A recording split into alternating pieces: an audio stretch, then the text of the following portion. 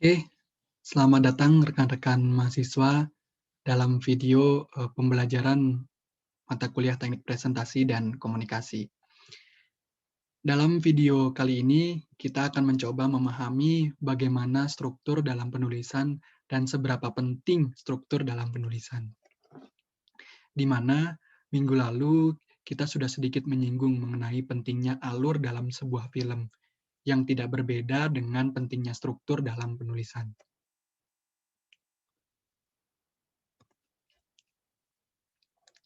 Namun sebelum itu, mari kita lakukan dulu persiapan. Sebelum memulai, pastikan Anda siap untuk belajar. Kondisikan lingkungan Anda untuk belajar, jangan sambil tiduran, karena ingat perilaku adalah awal dari perasaan. Perasaan semangat belajar akan muncul pada saat perilaku dan lingkungan kita juga mendukung untuk semangat. Jadi bisa pause dulu video ini, maka kondisikan Anda siap untuk belajar.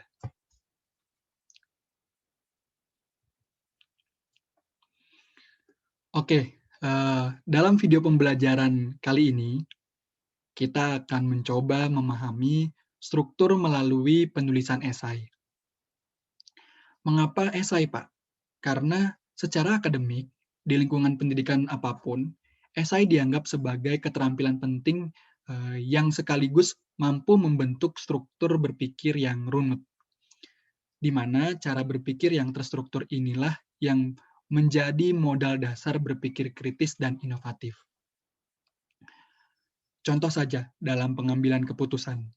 Tentunya kita harus mempertimbangkan banyak sekali data dan informasi yang belum tentu semuanya berhubungan langsung, sehingga kita membutuhkan kemampuan berpikir terstruktur untuk menyusun pertimbangan-pertimbangan tersebut dalam pengambilan keputusan.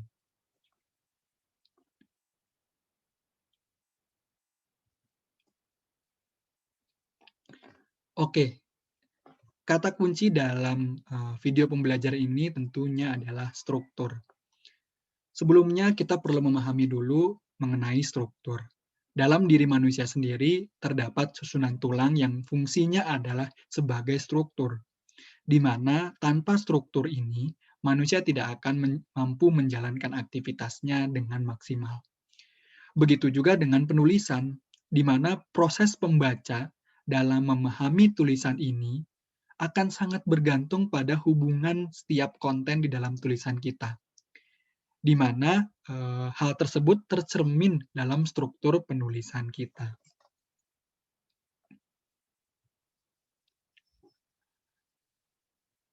Secara umum, struktur dalam penulisan esai ini, baik esai pendek maupun esai panjang, memiliki 3 bagian utama.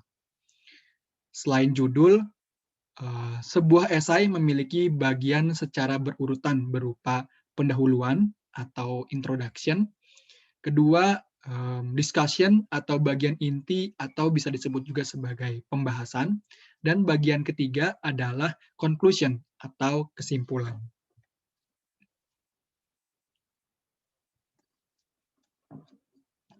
Pada bagian introduction atau pendahuluan, bagian pendahuluan merupakan identifikasi topik yang akan diangkat dengan memberikan latar belakang berupa penggambaran situasi atau kondisi terkini terkait topik tersebut.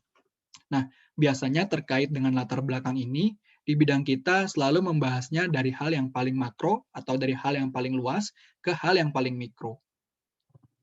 Misal, pada saat kita ingin membahas mengenai Kota Bandung, tentunya kita harus bahas dulu bagaimana Bandung di bagian tataran nasional, bagaimana Bandung dari tataran provinsi, dan terakhir, hal yang mikro adalah bagaimana Bandung itu sendiri yang menjadi topik kita. Pada titik ini juga dilakukan upaya menarik perhatian pembaca. Saya buat menarik perhatian pembaca dengan menekankan mengapa topik tersebut penting untuk diangkat sekaligus memberikan gambaran mengenai apa yang akan dibahas terkait topik tersebut dalam kalimat yang disebut pernyataan tesis. Lazimnya, pernyataan tesis ini muncul di bagian akhir pendahuluan dari sebuah esai. Nah, pada bagian pendahuluan ini sebenarnya saya ingin menegaskan kepada rekan-rekan bahwa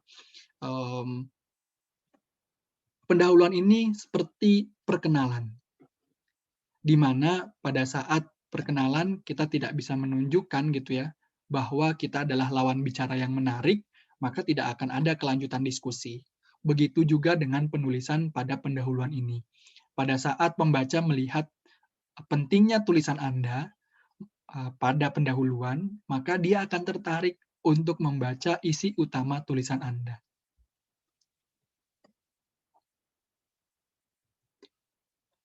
Bagian berikutnya adalah discussion atau inti atau bisa juga disebut pembahasan. Bagian kedua, yakni bagian inti berisikan bagian pengembangan ide yang dimuat dalam pernyataan tesis. Pada bagian inilah isi utama tulisan dikupas dan dikembangkan, sesuai dengan jenis esai yang ditulis dan didukung referensi sumber-sumber bacaan seperti artikel penelitian, buku akademik, dan sejenisnya. Pendahuluan yang kita sudah lakukan di awal tadi, di mana kita menunjukkan hal yang menarik, di mana semua tidak selesai sampai di situ. Hal terpenting baru akan kita mulai, di mana kalian akan menyusun inti tulisan kalian pada bagian pembahasan. Yang biasanya dalam bidang kita, pembahasan ini akan berisikan konten yang lebih banyak dari bagian pendahuluan dan penutup. Seperti tadi yang sudah dinyatakan, bagian isi adalah pengembangan ide dari pernyataan tesis yang dimuat di pendahuluan. Nah, selain artikel-artikel riset-riset terkait dengan topik Anda, bagian isi itu juga harus diisi dengan data dan informasi yang kredibel. Bagian pembahasan ini harus didukung oleh data dan informasi yang kredibel, seperti data penduduk misalnya, data spasial, data ekonomi, yang tentunya sesuai dengan topik yang kita bawakan. Karena kembali ingat tujuan kita adalah membuat pembaca paham dan yakin atas kebenaran tulisan yang kita buat.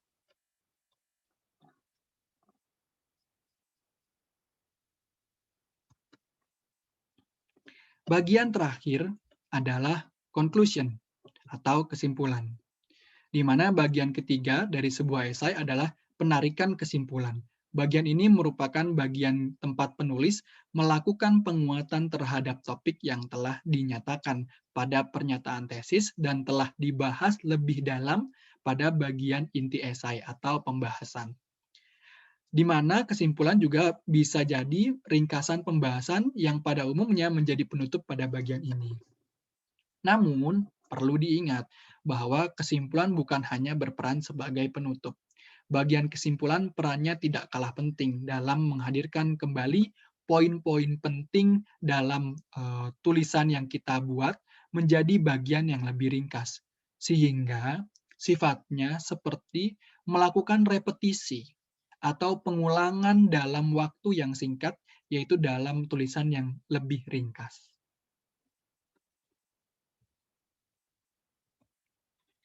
Kira-kira seperti ini, 3 bagian tadi, di mana ada pendahuluan yang biasanya dimunculkan latar belakang, alasan mengapa topik ini diangkat, perkenalan topik atau pernyataan tesis, terus bagian inti atau pembahasan tadi, pengembangan topik yang disampaikan pada pernyataan tesis, dikemas dalam pikiran utama dan pikiran penunjang sesuai topik yang dikembangkan. Kesimpulan, di mana ini adalah penguatan atau penekanan kembali topik yang disampaikan pada pernyataan tesis. Ringkasan inti topik yang telah dibahas itu juga menjadi bagian dari kesimpulan.